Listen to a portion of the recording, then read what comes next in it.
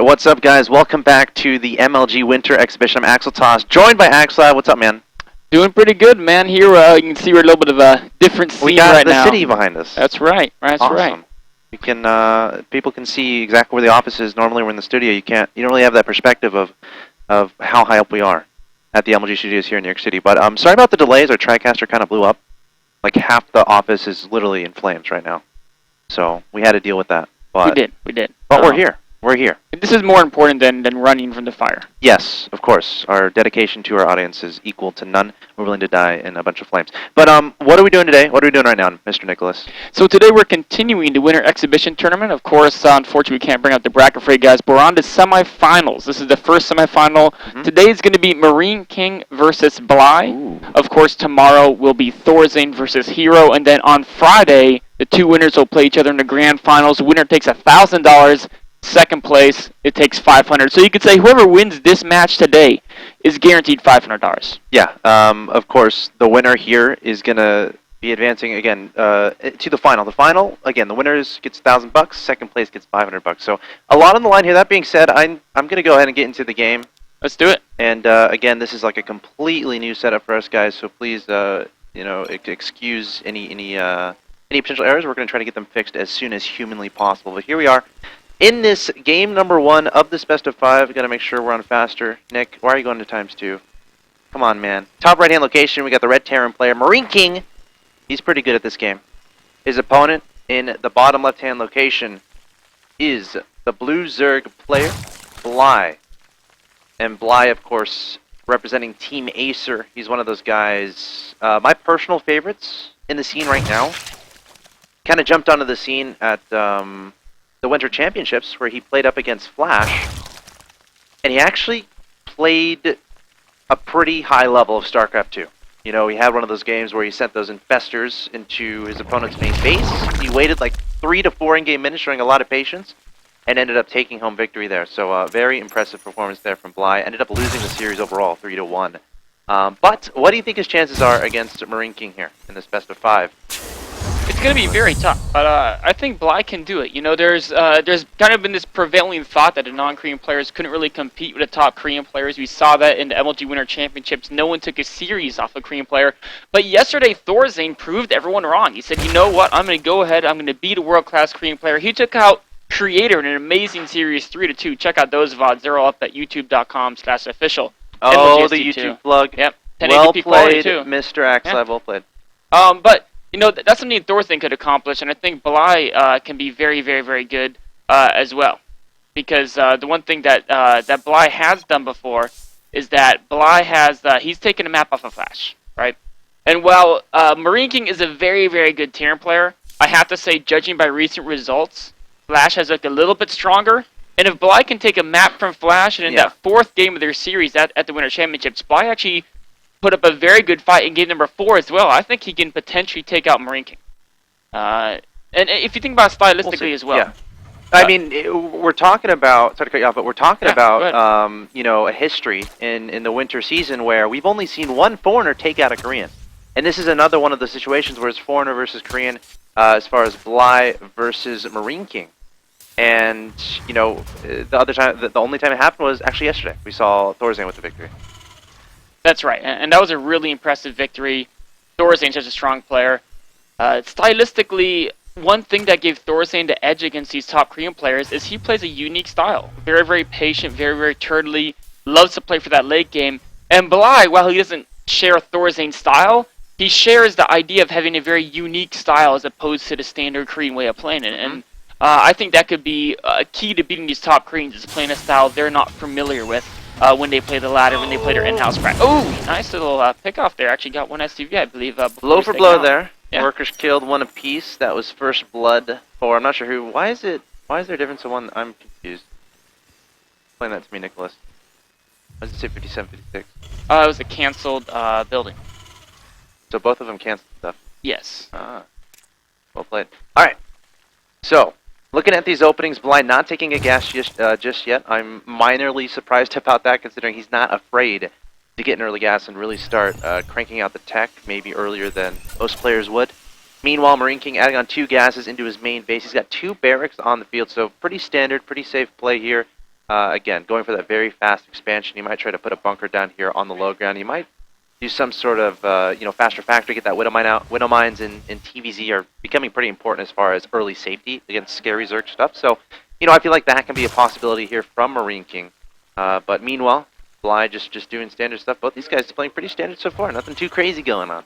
They are, and you mentioned that's a little bit unusual for Bly not to get those speed beams out and get in his opponent's face. And I think one thing is important to mention is this is the best of 5. Of course, every match in the Winter Exhibition is a best of 5. Right now, we're on game number 1. And game number 1 is on Daybreak, which is a map that conventionally, Daybreak is a map. It's not so easy to get the early aggression going on because it's such a big map. You have to cross that map. It gives your opponent extra time to react to it. And Bly's thinking, you know what, I'm going to be using a lot of aggression in the series most likely because that's my prime skill set. And it's a best of 5, so maybe the first map, a map that's not so good for aggression, I don't have to do it. Even though it's my main skill set, I'm really good at playing macro as well. I do that the first game. Then when I start throwing into these aggressive builds, I'll be more likely to catch them off throughout the rest of the series because, of course, it's a 5-game series, so you have a lot of room to mix up your strategies as the series goes on. 4 gas is taken here from Bly, implying he wants to get a layer fairly soon. Staying on 2 bases for now. No additional Evo chambers going down just yet. We'll definitely keep an eye on that. Of course, that'll help us be able to identify what exactly he's going to go for. Meanwhile, MarineKing starting up Stin fairly quickly. So, not delaying that by any means, which means he's going to have that ability to be aggressive.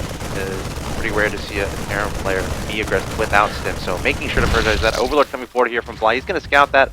Also going to scout the factory and production there with the tech lab, so he's probably going to know the intentions of his opponent and getting that siege tank on the ground. Of course, Heart of the Storm, you don't need a research siege mode. You're gonna get that tank, and it's gonna be able to siege up right away. So, Marine, that's another nice little safe thing you can do in TVZ. Widow Mine is one, and another is, of course, getting those tanks out who already come with siege, which can be, again, make you very safe against anything aggressive from the Zerg at this point.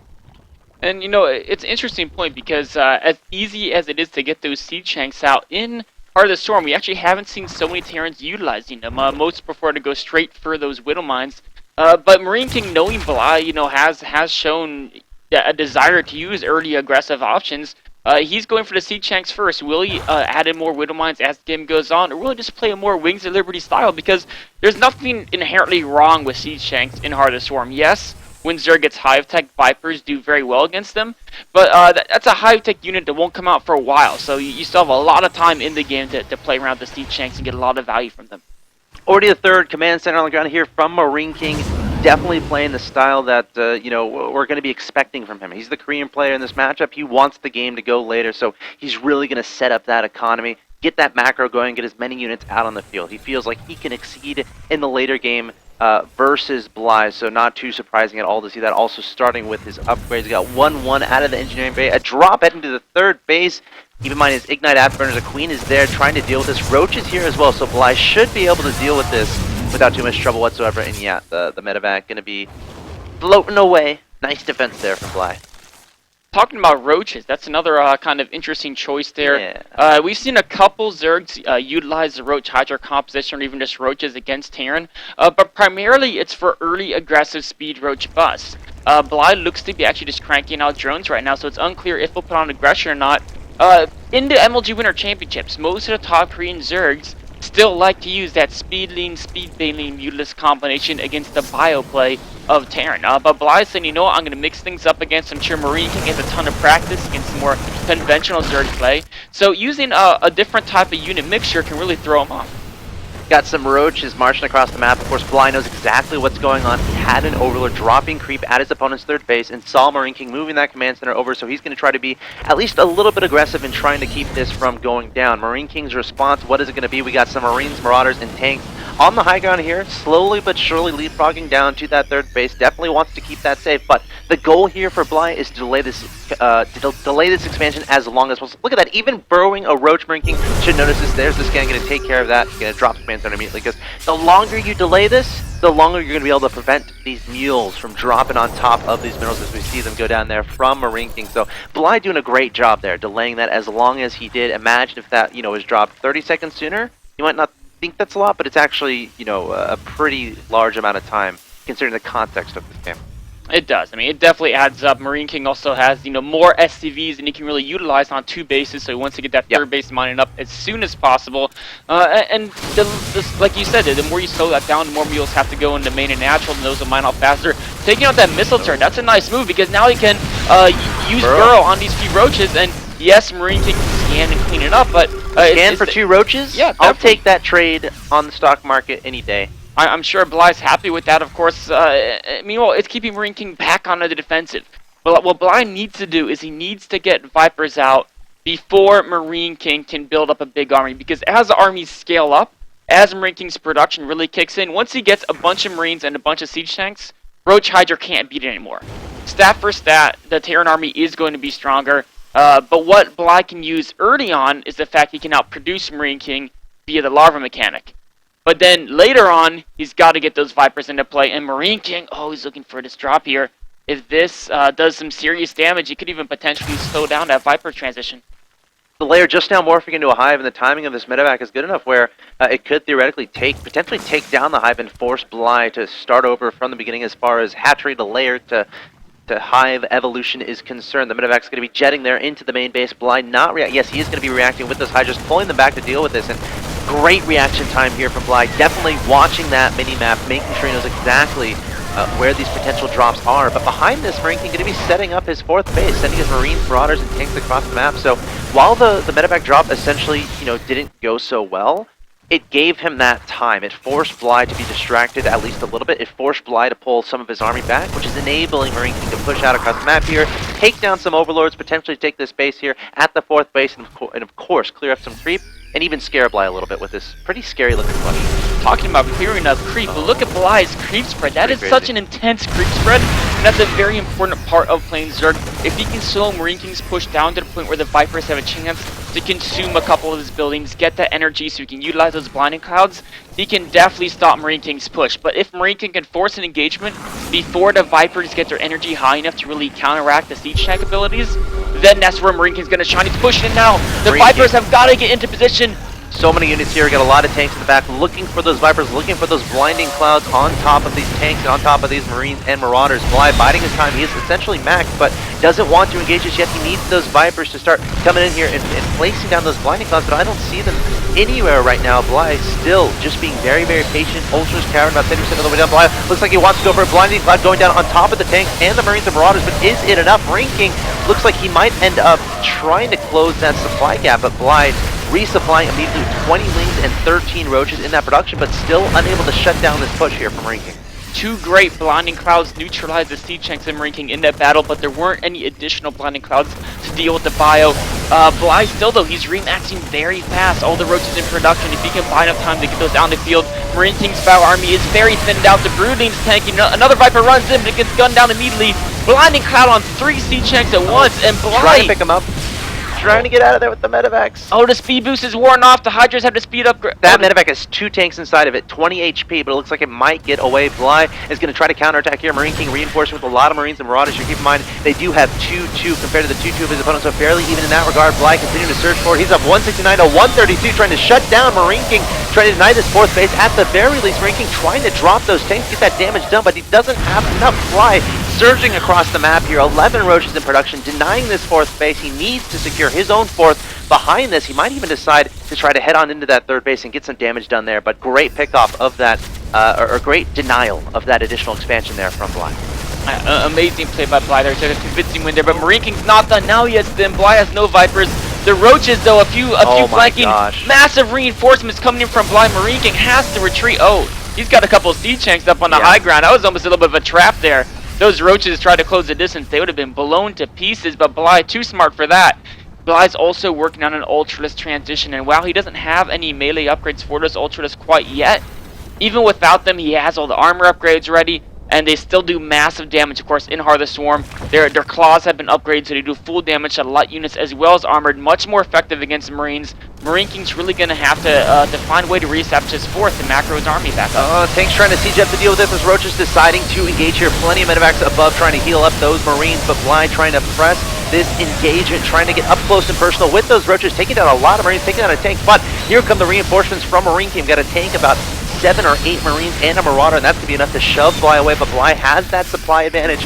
155 to 118. He's trying to secure his 4th and 5th base right now, but he's going to have to back away for now. But this game is definitely, it's actually going fairly well for Bly. It is, but you know, one thing I'm a little worried about is Bly hasn't been able to keep his population permanently maxed like a Zerg really wants to, and that's all because, like you mentioned, Bly lost that 4th base. He had a little bit of a hard time recovering it.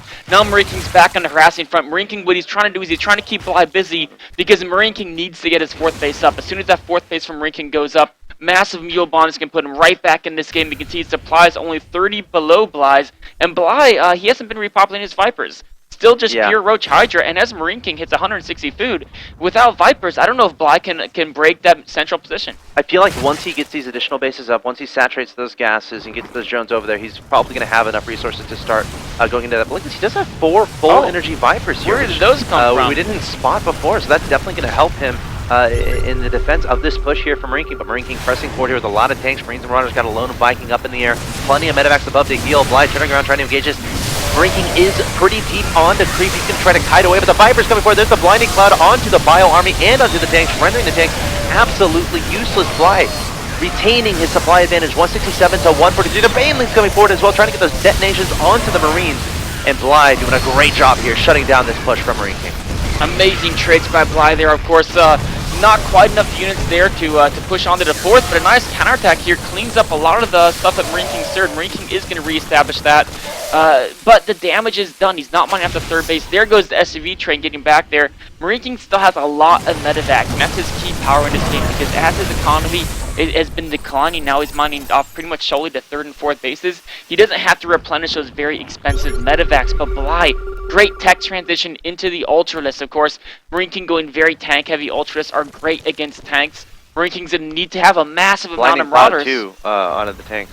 Yes, yeah, a blinding crowd of ducks. And also the other thing to note is because MarineKing has been mostly going up against Roach Hydra, he's been focusing a lot on Marines. Marines are very good against Roach Hydra.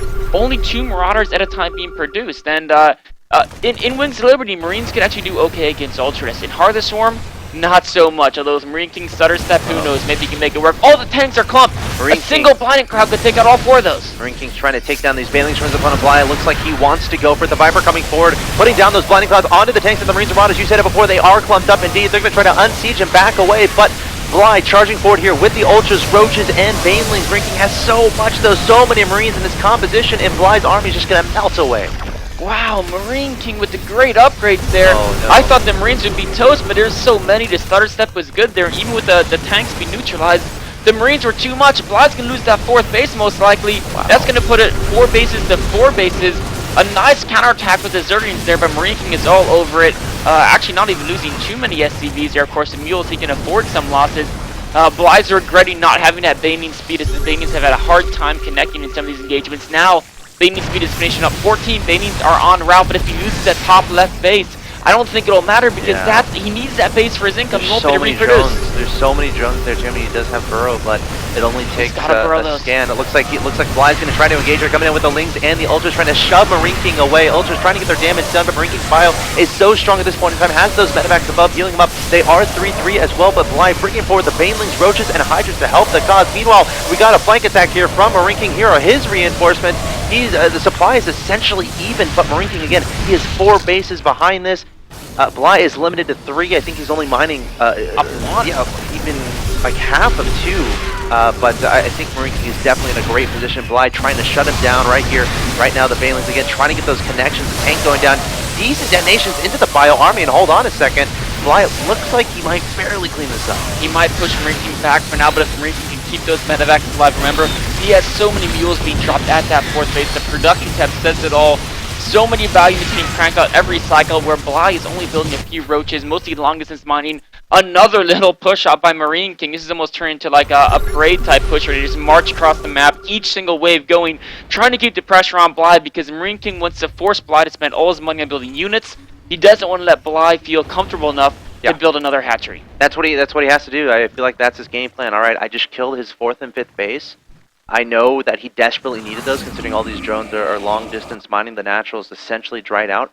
I'm going to focus on continuing to deny those expansions. Looks like he's going to back up, though, make sure he can secure this command center, and then probably go out for another offensive, because around that time, he should be remaxed. He's 157 out of 200 supply at this point, very cost-efficient throughout this game, and Bly's only at 139 supply. He has 4 infestors on the way, and if you're down in supply, that's going to be the unit that you want, so you can try to be really cost-efficient with bungles, and of course, infest Terrans if need be.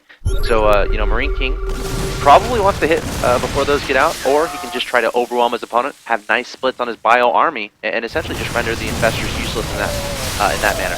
Looks like MarineKing's tired of waiting, wants to push before Bly gets that 4th base up. The 4th base is being sacrificed, waiting for those infestors. He's going to keep pushing probably straight to the 5th base. Bly has a few infestors out now. Can he make a stand here? There's no siege tanks in position. Coming forward, there's the fungal! Huge fungal onto the Marines of MarineKing, but it looks like MarineKing still overwhelming his opponent with supply. The infestors are essentially out of energy, and so many Marines and Marauders are still alive. A testament to the effectiveness of all those medevacs above, and MarineKing charging into his opponent's their base, taking down that hatchery. Bly scrambling to bring his forces together to deal with this push, even pulling the drones, but I think it might be too little too late. There's the GG from Bly. And MarineKing takes game number 1. Very nicely played from him. It was relatively back and forth, but I felt like the game plan from MarineKing there throughout that contest was like, all right, Daybreak, the 4th and 5th base, they're kind of towards me.